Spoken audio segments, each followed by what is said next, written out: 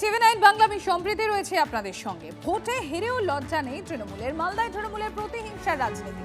বিজেপির উত্তর মালদার সাংগঠনিক জেলার সাধারণ সম্পাদকের উপর নৃশংস হামলা, বেধড়ক মারধর করে মাথা ফাটিয়ে দেওয়ার অভিযোগ তৃণমূলের দুষ্কৃতীদের বিরুদ্ধে পলাতক অভিযুক্তরা। একবার দেখাই আপনাদের।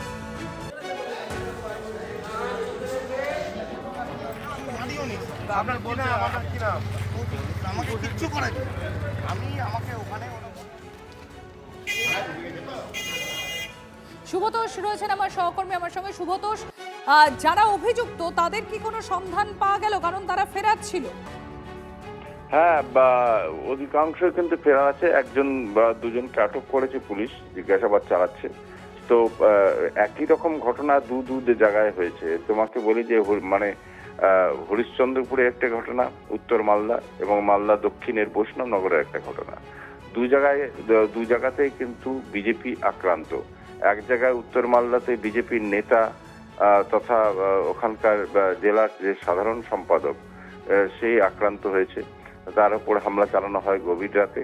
এবং আরো একটা জায়গায়, সেটা হচ্ছে বৈষ্ণবনগরে, সেখানে এক দম্পতি, তারা বিজেপির কর্মী, সক্রিয় কর্মী, এবং তাদেরকে এর আগেও হুমকি দেওয়া হতো বলে অভিযোগ যে তারা যাতে বিজেপির হয়ে না হয়ে তৃণমূলের হয়ে প্রচার করে, তৃণমূলকে ভোটটা দেয় ইত্যাদি, তাদেরকে হুমকি দেওয়া হতো।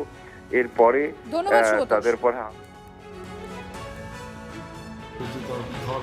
চলছিল ওখানটা, হঠাৎ কে বা কারা পিছন থেকে এসে অ্যাটাক করে।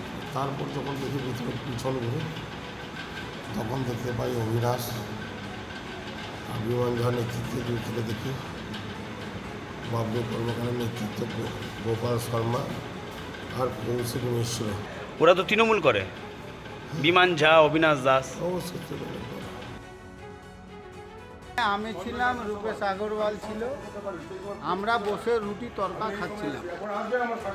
খাওয়ার পরে দরজা খুলে আমি যখনই বাহির হয়, তখনই ওরা কিন্তু বাইরে থেকে ছবি করে নেয়।